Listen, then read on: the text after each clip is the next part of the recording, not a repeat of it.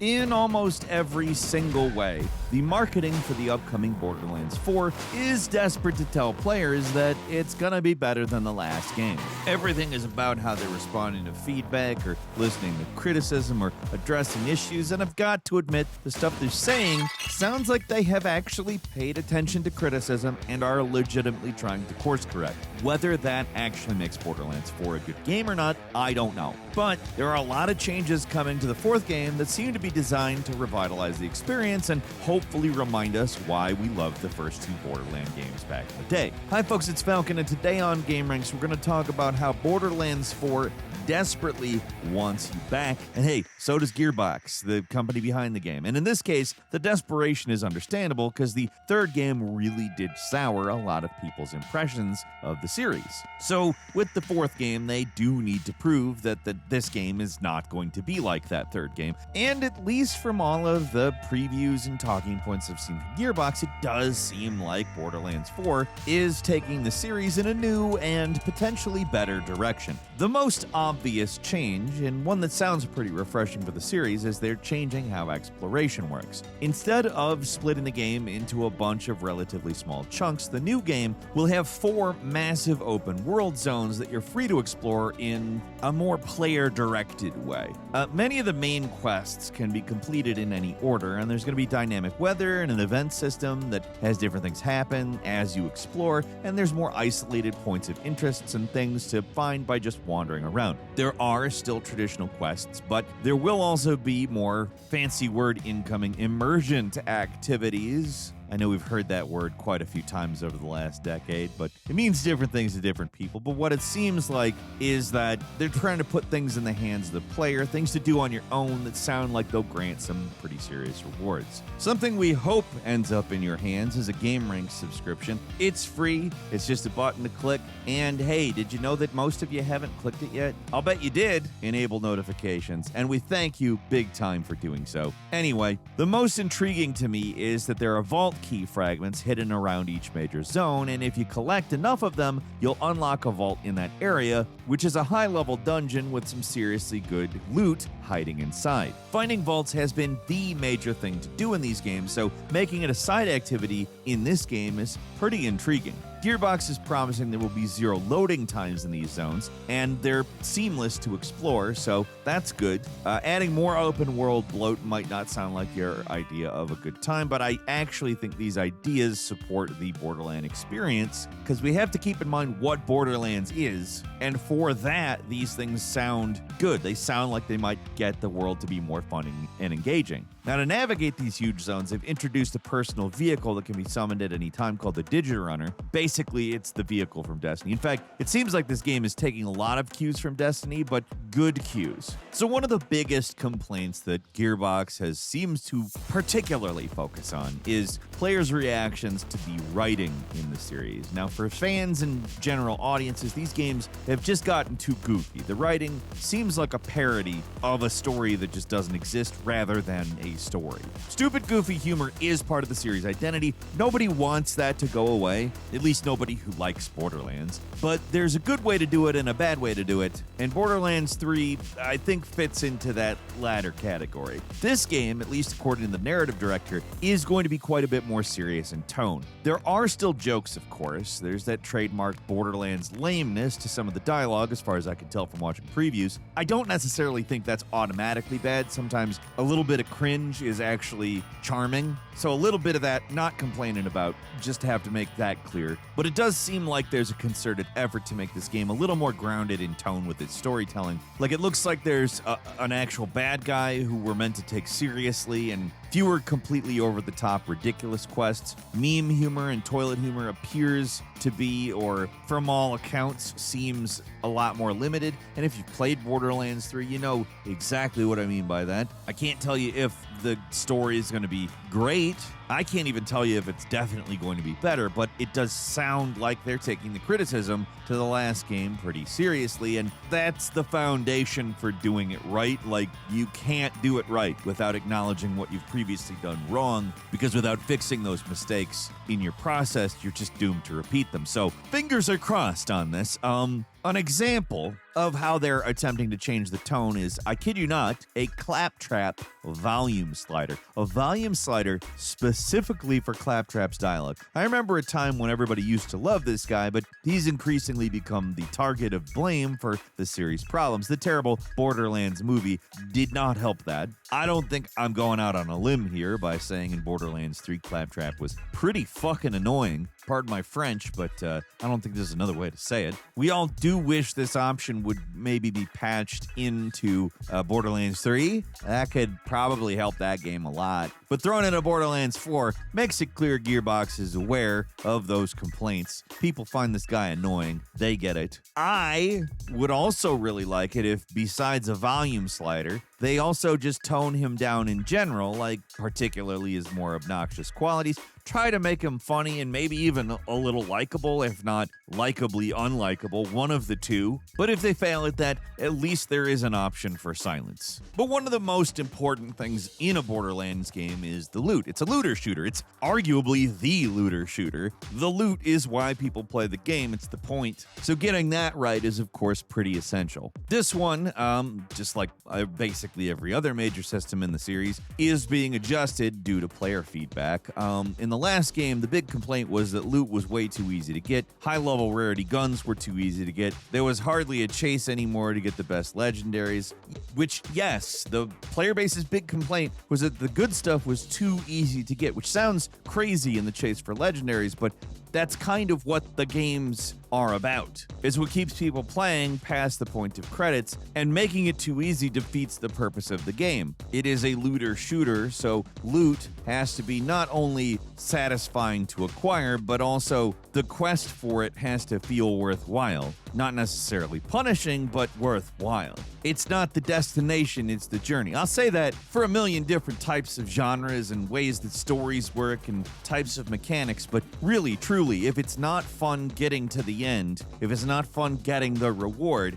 what's the point? So basically, one of the things they're doing here is adjusting drop rates to make the rarer stuff rare. They want to make the guns feel significant and fun to use, even when they're not the highest rarity, but obviously we'll have to see if that is pulled off in the final game. That's really the refrain here. There's a lot of talk, but will they walk the walk? The thing that defines how guns work in this series is based on their manufacturer, and the available manufacturers this time around have changed. Atlas and Hyperion guns are out, while most of the Origins return, except that the Bandit/COV guns have been replaced with Ripper weapons, which essentially fill the same niche. The two new manufacturers are Order, who are the main bad guys of the game, and their charge-based weapons, and Daedalus, which are being described as reliable and easy to use by the developers and use multiple ammo types. A big change in Borderlands 4 is that guns can now have parts from other manufacturers too, so each weapon can have elements of other guns to make them more well-rounded, or completely even change how they function, which can give them an alternate fire or something like that. The chances of these licensed parts appearing on guns increases the more rare it is, so it sounds like this game is going to have more varied weapons than ever before for the series. They're trying to make legendaries a bigger deal too. They're not just rarer, but they're also going to have unique properties that set them apart from other guns. So the chase is going to be harder, but the reward should be better. Like, the idea is that they're more worth it, which, let's be serious, that's what we want, right? And that's not even all they're doing to switch things up. They're also replacing the artifact slot with enhancements, which give you passive and active boosts depending on which weapon manufacturer you're using. This is meant to boost certain types of weapons and encourage players to stick with one of the gun makers and adjust your build around those types of guns. Finally, there's a new heavy ordnance slot for grenades and stuff like rocket launchers. These weapons are no longer requiring ammo and instead charge on a cooldown, which means at least hopefully you'll be able to use these weapons more often and not just save them for boss fights. It's a lot of changes, but at the same time, it's not like revolutionary change. These are evolutions that, I mean, I'm not gonna lie, might not be enough. We don't really know. It might need revolution, but at the same time, it might not. The problems with Borderlands 3 are not irreconcilable problems. This might be exactly what the doctor ordered. I don't know. I've yet to play it, of course. One of the best things about Borderlands 3, like Like I said, a lot of the bones, not terrible. They actually improved the gunplay a lot in the third game. As a whole, it's not that the gunplay was the deciding factor if the game was good, though. That being said, it was a success. I think they did a good job with it. And it sounds like they're trying to do the same with movement in this game. From the pre-release, the movement looks a lot better. There's a lot of new movement tech here. There's gliding, there's a double jump, there's climbing, a grappling hook. I think I need to give you no explanation on all of it, but altogether, it looks like traversal is a lot more fun. And I think we have to credit a lot of first-person games for making movement better over the years, because these types of things are kind of expected at this point, and upgrading older series with these ideas, I think, is a good all-around move. Fast, dynamic movement is something like I have always felt the Borderlands games needed. It doesn't look like you're rocketing around arenas like in Doom Eternal. It does feel like they took a couple of cues from that. The world looks more vertical, looks more interesting to explore, so unless these abilities turn out to be catastrophically messed up, I feel like this is going to be a net positive and probably an easy win for Borderlands 4. Now, moving around is good, but getting around is a different thing. This is potentially a more complex environment, and they're giving you a robot buddy named Echo 4 to help out with the exploration. They can hack terminals, so you don't have to stand next to something and hold X anymore. It can also scan the environment, help you find stuff. It'll guide you to objectives and points of interest. It's a basic helper robot. We've seen it in a lot of other games, but stuff like an objective tracker is especially handy when you're in these massive areas that require a lot more first-person platforming to get around in. They've also added one other highly requested feature. They finally added full mission and boss replay into the game, and you can now just repeat missions after finishing them, just for fun or for grinding purposes. That's great. That's a great idea. As usual with these games, you're playing as 4 new Vault Hunters this time around, each with their own special action skills that can be deployed in combat to get an edge. Each Vault Hunter has 4 different active skills, each with their own skill trees, and according to the developers, this game is going to have the biggest, most varied skill trees yet. From looking at the various character skills, it looks like the game has a lot of options for how to build a character. Each Vault Hunter's action skills look pretty different too, and they all look fun to use. I'm not going to break down every single character, but in general, it seems like it's what we've come to expect. There's a siren, a big heavy, a gun guy, and someone who does more support-oriented stuff. And as is series tradition at this point, Vault Hunters from previous games will be making a return in Borderlands 4, and that includes some of the ones from the third game. Co-op, still a major focus. Makes sense. It sounds like you've got 4 Vault Hunters sort of geared towards that. That hasn't changed. So once again, you'll be able to play with a team of up to 4 online or 2 with couch co-op. And I mean, I gotta say this, that they're even supporting 2-player local is refreshing. I'm glad to hear it's still a part of these games. And along with an improved lobby system, it could go a long ways in making the co-op experience better. The game is going to have full cross-play as well, and it'll let you adjust the difficulty independently of the rest of your party, so you can play at whatever challenge level you want, which interesting to say the least. I feel like that could cause issues or be exploitable, but honestly, who gives a shit? It's not a competitive game. It's good that people get to play it how they want to, which loot's going to be instanced to the individual, so loot stealing is not a thing that can happen. They're going to make it so you can instantly fast travel to your allies if you ever get split up. All in all, nothing too mind-blowing here, but it's all positive sounding. Like, these are good co-op features. It's stuff you want in co-op, and as long as the netcode is good and the performance doesn't tank in split screen, I think this is all looking pretty good. The lame endgame in Borderlands 3 is one of the most disappointing things about it, so they are seriously altering how endgame works in Borderlands 4. Ultimate Vault Hunter mode returns here with some more tweaks to how it works. As usual, it's an increased difficulty mode that makes enemies tougher, but also makes the loot they drop better. Enemies scale to your level, and they have modifiers that can make them significantly more difficult, and that's what you'd expect. But what's changing is how to rank up in the Ultimate Vault Hunter mode. There are 5 difficulty levels at launch, and how to progress through them. You need to explore the planet, complete challenges, and then you eventually unlock a special wildcard mission, which is an especially challenging mission where you have to take on super buffed enemies and even more dangerous stuff is attached to them. I mentioned the ability to replay missions and bosses previously, and that plays into the end game as well. You can instantly skip to the bosses at the end of a mission by spending Iridium, which is again a major end game resource, always has been, but here you can spend it to speed up boss farming. The end game is also going to be expanded in the game's post-launch period as well. There's going to be the usual paid expansions, but the game is getting a lot of free updates that are going to add new things like invincible bosses and additional Vault Hunter levels. The game isn't going full live service, but it does seem like they want to keep you playing on the hamster wheel, which is actually a good thing because that's what the point of these types of games are. When they're done right, also, it's actually fun. So if they want to create an infinite experience that isn't actually really a live service, as well as also has stories that end,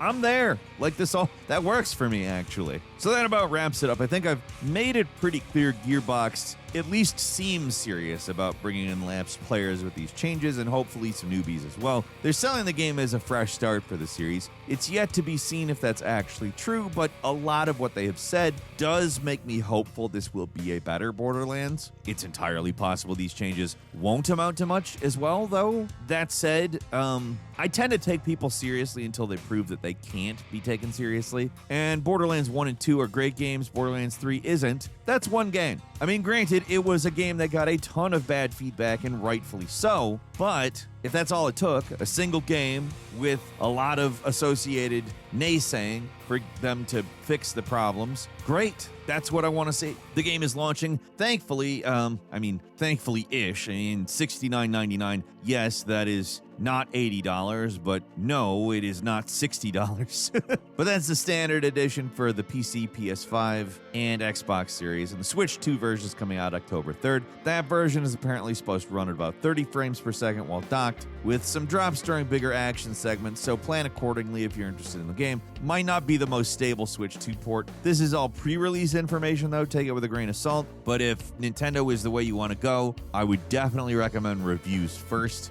It's entirely possible that wherever that information came from could have been outdated, or within the next month they could do a lot of optimizing. Release a day one patch on the Switch version. Who knows? There's the usual assortments of special editions and collector's editions, but there's no early access nonsense. It's September 12th for everybody except Switch, so if you're a Borderlands fan, plan accordingly. Are you going to pick this one up? Do you think they got it in the bag? Do you think they're going to turn things around, right the ship? Leave us a comment, let us know what you think. If you like this video, click like. If you're not subscribed, now's a great time to do so. We upload brand new videos every day of the week. Best way to see them first is, of course, a subscription, so click subscribe. Don't forget to enable notifications, and as always, thank you very much for watching this video. I'm Falcon. You can follow me on Twitter at Falcon the Hero. We'll see you next time right here on Game Ranks.